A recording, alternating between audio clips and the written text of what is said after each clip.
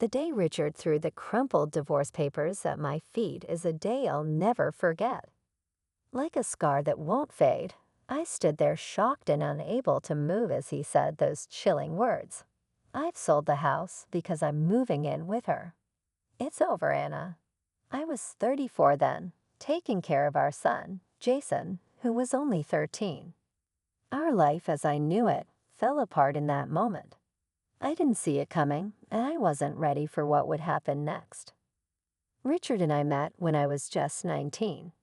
He was 26, working at a big company, while I was a receptionist at a smaller part of the company. He noticed me, and I liked the attention. I was young, and he seemed perfect. Our relationship moved quickly. I got pregnant unexpectedly, and soon we were married in a simple ceremony. Life seemed uncomplicated back then. I focused on our home and raising Jason, while Richard was busy with work. Gradually, he was around less. I didn't think much about it. I was busy with our son and our home. The day he left, everything fell apart. I had to face the truth about our supposedly happy life. Richard's cheating and growing distance. The signs were there, but I chose to ignore them. With nowhere else to go, Jason and I moved back to my family home. My sister, Laura, and her husband weren't welcoming. They made it clear we were a burden, unwanted in their settled life. I felt lost, a high school graduate with little work experience, suddenly needing to support us. The job market was tough. Each rejection hurt, but I had Jason to care for, a young boy facing grown-up problems. In my desperation, I found a job at a call center. It wasn't perfect, but it was a start, a glimmer of hope in my dark days. The work was hard, long hours, upset customers, constant business, but it gave me purpose again, something I had lost in all the turmoil. As I started working in the corporate world, I realized how sheltered I'd been. My lack of knowledge, especially about legal matters like divorce and alimony, made me vulnerable to Richard's decisions. This realization sparked something inside me. I promised myself I'd never feel so powerless again. I threw myself into learning about the world outside home and family. Watching Jason grow up, I saw how our situation affected him. He became quieter, more serious than other kids his age, with eyes that seemed older than he was.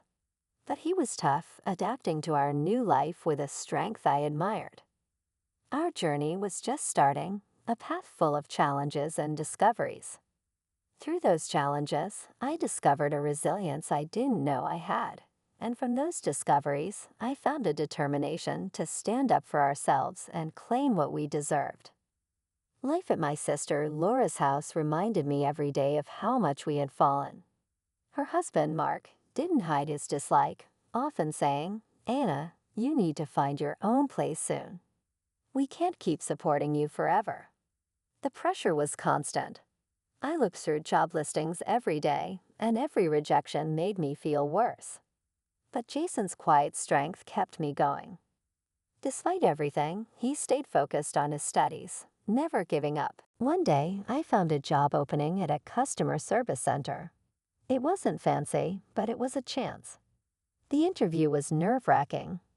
Sitting there in my old suit with a sparse resume, I felt out of place. "Why are you interested in this job?" the interviewer asked. I wanted to say, "I have no other option," but instead I forced a smile and replied, "I'm seeking a chance to learn and develop." To my surprise, they offered me the job. It was a contract role, but it was a beginning. When I told Laura and Mark, I felt a mix of relief and a pang of inadequacy. When Mark commented, "Finally, you can start pulling your weight." The job was tough, the fast pace, the constant calls. It was overwhelming, but I pushed through, motivated by Jason's needs and my determination to prove myself. As I settled into the routine, I couldn't stop thinking about my marriage with Richard. How did I miss the signs? The late nights, the mysterious disappearances, the hush phone conversations. I ignored them, believing in a facade of happiness. But the truth was, Richard had a double life and I was just a convenient cover. Realizing the truth was hard to accept. It sparked anger toward Richard for his betrayal and toward myself for being so trusting. But a conversation with a coworker, a single mother like me but more knowledgeable, said something that hit home. "Anna, did you receive any alimony or child support? You know you're entitled to it, right?" I was shocked. It hadn't even occurred to me. Richard had left us with nothing, and I had simply accepted it. That moment made me see how little I knew and how unprepared I was. Determined to set things right, I started educating myself. I read books, searched online, anything I could find about divorce and family law. The more I learned, the clearer it became how Richard had manipulated the situation. One day, I got a call from Jason's school. He'd been in a fight. My heart sank as I hurried there, fearing the worst. But what I found wasn't a troubled kid. It was a young man pushed too far. "He called you a gold digger," Jason said, eyes blazing with anger. "He said you were after Dad's money. I couldn't let him say that about you." I was stunned. Our pain and shame had reached my son, poisoning his world. It was a wake-up call. I couldn't let Richard's betrayal define us anymore. That night, watching Jason sleep, I made a promise. I would fight back. I would reclaim what Richard took from us, not just for me, but for Jason too. It was time for Richard to face the consequences. The small apartment we moved into was a world away from our old home with Richard, but it was ours. The walls were empty, the furniture basic, but it marked a fresh beginning. Jason adjusted quickly, surprising me with his resilience. He threw himself into school with a passion that impressed and worried me. "I want to do well, Mom," Jason would say, his determination shining through his words. I've been at the call center for a year now. The job was still tough, but I've grown more confident, handling challenges better. It was a small sense of achievement, but it reminded me I wasn't just Richard's ex-wife. One evening at dinner, Jason looked up and asked, "Mom, do you ever think about Dad?" His question caught me off guard. We rarely talked about Richard. "Sometimes," I said, "but not the way you might think. I think about what he did to us, how he left us with nothing." Jason's eyes hardened. "I hate him for that. He thinks he can walk away without any consequences." His words struck a chord in me. His anger and sense of injustice resonated deeply with my own feelings. "You're right," I replied firmly. "He shouldn't get away with it." In the following weeks, I delved into research about divorce and family law. I learned about alimony, child support, and legal options available. The more I understood, the more empowered I felt. Then a breakthrough happened. I discovered that in cases of infidelity, the betrayed spouse could seek alimony even years after the divorce under certain circumstances. This revelation was eye-opening. Richard's cheating had left traces. The late-night calls, secretive behavior. It all pointed to his betrayal. Buoyed by this revelation, I sought out a lawyer. She was understanding, her eyes showing empathy beyond professional duty. "You have a case," she confirmed, "but it won't be easy." "Are you prepared for this?" I nodded, my determination solid. "I'm ready for myself and for Jason." The lawyer outlined our strategy. We would pursue alimony, highlighting Richard's infidelity and his failure to support us financially after the divorce. It would be a challenging process, but I was prepared. I had to be. Jason stood by me, his quiet strength a reassuring presence. "We'll get through this, Mom," he assured me. "We're in this together." On the day we filed the lawsuit, I felt a whirlwind of emotions: fear, anxiety, but most of all, a sense of justice. Richard had hurt us, and it was time for him to face the consequences. As the legal battle unfolded, I braced myself for the pushback.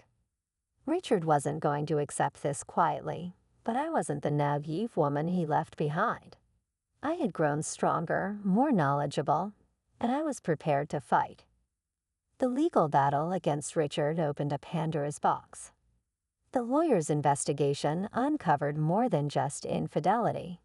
It exposed a web of lies and deceit that Richard had spun over the years. One afternoon in the lawyer's office, she handed us a file. "This is more than I expected," she said gravely. Richard wasn't just cheating, he was leading a double life. The documents painted a damning picture: bank statements, credit card bills, and photos revealing Richard's secret life. He lived lavishly while neglecting his family. "Take a look at this," the lawyer pointed to a photo. It showed Richard smiling and carefree with another woman, his arm around her. My heart sank at the sight, but I faced it head on. This was the harsh truth.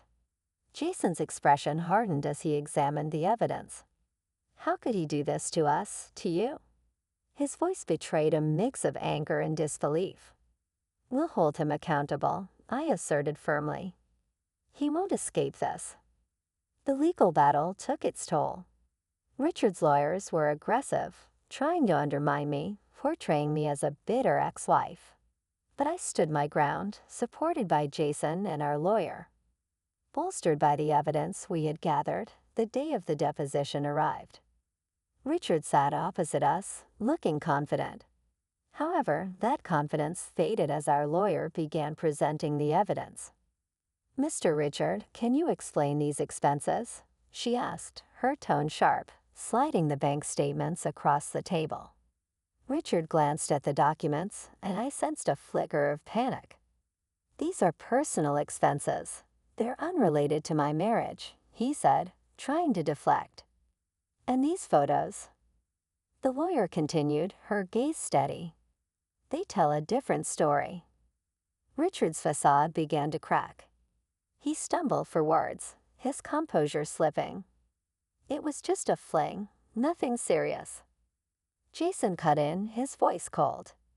"You destroyed our family for a fling." The tension in the room was palpable. Richard's lawyer tried to intervene, but it was too late. The evidence was damning.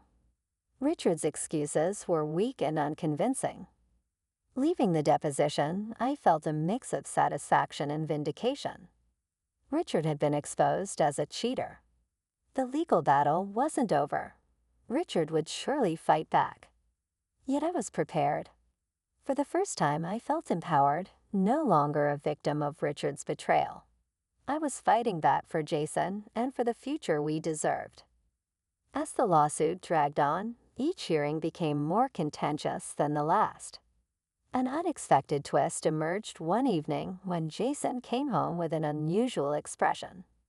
"Mom, you won't believe what happened today," he said, a mix of disbelief and amusement in his voice. "What happened?" I asked eagerly.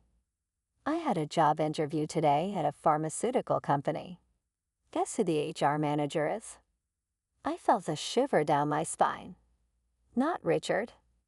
Jason nodded grimly. "Yes, Richard. He didn't recognize me at first. I guess he's forgotten his own son's face." The irony was bitter. Richard, who had abandoned his family for his career, was now unwittingly interviewing his own son. "What did you do?" I asked, feeling a mix of curiosity and concern. A cold determination flashed in Jason's eyes. "I played along at first," he said, then paused with a smirk. "In the end, I couldn't resist. I asked him if the company condones affairs." The look on Richard's face was unforgettable when he realized who Jason was. I felt torn between shock and a strange satisfaction. Richard confronted by the son he had abandoned in a place where he typically felt powerful. "What did he say?" I asked eagerly. "He denied it, of course," Jason replied. So I pressed on. I asked him how he could interview me after tearing our family apart for his own selfish reasons. Jason's voice held bitterness, but also a hint of triumph. He was speechless. I left him there, grappling with his guilt. The revelation hit me hard. Richard was finally facing the consequences of his actions in a way he never expected. It was a twist of fate that felt almost poetic. "But why did you go to that interview?" I asked, still trying to process it all. Jason's answer was simple yet profound. I needed to confront him face to face to show him that despite everything, he didn't break us. We're still standing and we're fighting back. The aftermath of Jason's encounter with Richard at the job interview stirred waves in our ongoing legal battle. Richard, now confronted by his own son, grew more desperate in his defense. Our lawyer, Miss Carter, called us for a strategy meeting. Richard's lawyers are pushing for a settlement, she informed us in her office. But considering the evidence and Jason's testimony, I believe we can aim higher. What do you want to do? I turned to Jason, wanting his input. His expression was resolute, his determination unwavering. We press forward, he declared firmly. He needs to face consequences, not just financially, but morally as well. Miss Carter nodded firmly. Okay, let's get ready for the next meeting. It's going to be tough, but we have the truth on our side. The meeting turned out to be really hard. Richard's lawyer tried to make him seem sorry for his actions, but Miss Carter kept going, showing proof of how Richard had lied and not taken care of his family. Richard went up to speak, seeming both stubborn and falsely remorseful. "I'm sorry for hurting my family," he began, but his words lacked sincerity. He said, but his voice didn't sound like he meant it. "But I think the deal they're offering is fair." His words didn't feel true, and I got really mad. How could he act like he was the one who was hurt after everything he's done? That's when Jason spoke out. "Fair and just," he challenged, his voice strong yet filled with emotion. "Was it fair to leave your family behind, to lie and cheat while we struggled to make ends meet?" The courtroom went quiet, Jason's words hanging heavily in the air. Richard glanced at his son, perhaps feeling a flicker of guilt, but it was too late for regrets. After thinking it over, the judge decided in our favor. The settlement was much more than what Richard had offered, a clear recognition of the harm he had caused. Leaving the courthouse, I felt a sense of justice. It wasn't just about the money. It was about holding Richard responsible for his actions. "We did it, Mom," Jason said, a small smile forming. We finally made him face the consequences. The victory in court against Richard wasn't just about winning. It was about restoring our dignity and beginning to heal. But the story didn't stop there.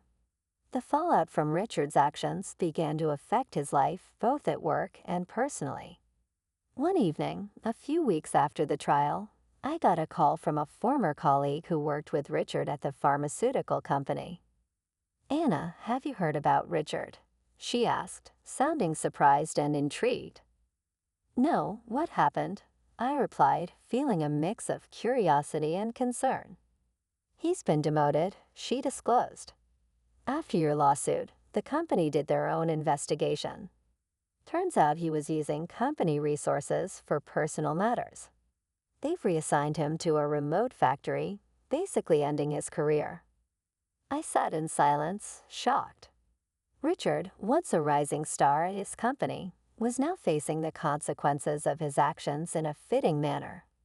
His career, something he valued above us, was crumbling. Jason listened quietly as I shared the news.